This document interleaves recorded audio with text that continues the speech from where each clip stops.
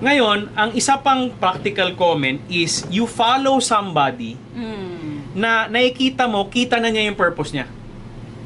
Ako, wala akong purpose. Nakita ko si Erickson, parang may purpose siya sa buhay niya.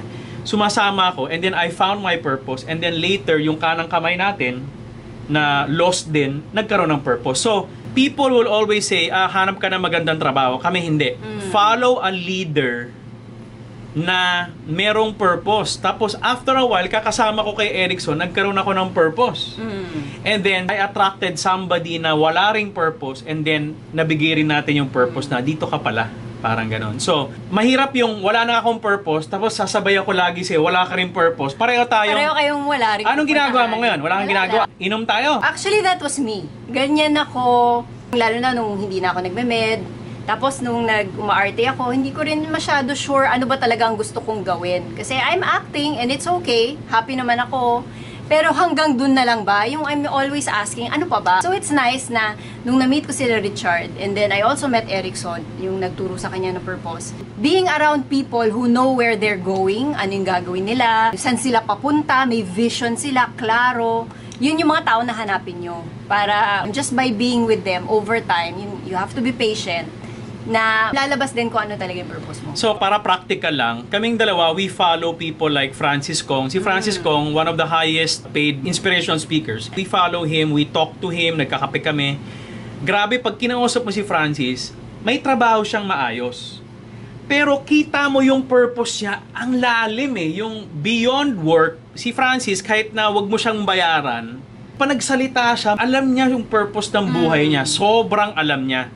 And when we see that, kami ni Maricar, we tend to be attracted to that na, Sir Francis, treat ka namin ng dinner, usap tayo. Another person is Chinky Tan, di ba? Si Chinky, magaling siya sa pera, sa training, pero may purpose din siya na malalim. Pag kinausap mo siya sa bahay, hindi lang tungkol sa pera. Hindi puro pera, trabaho.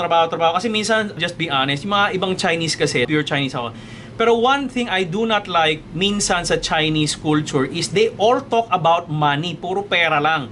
And the nice thing about Chinky, although Chinese si Chinky, pag kinausap mo siya, may wisdom sa pera, pero may purpose siya. So pag narinig ko yun, parang nai-inspire ako. So kaming dalawa ni Maricar, we follow men and women na grabe ang lalim sa purpose ng buhay nila, and that really helps. So if you want to find your passion, you have to find somebody na hindi lang malakas kumita. You have to find somebody na successful, magaling sa pera, pero tanggalin mo yung pera, hindi sila depressed. Kung natanggal yung mga pera, trabaho, okay lang. I will find another way to meet my purpose. Parang hindi sila nadadown. Hindi sila nadadown. Kasi nga, the purpose is so strong. The purpose nila goes beyond the work, kids, family. Yung purpose nila, mas mataas dun. So pag tinatanggal yun sa kanila temporarily, hindi sila nawawasak o nade-depress. Medyo mahirap siya, aaminin namin, hindi siya easy to find your purpose.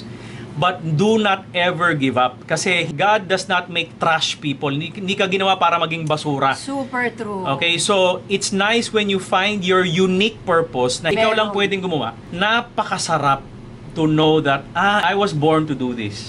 Nobody else but me.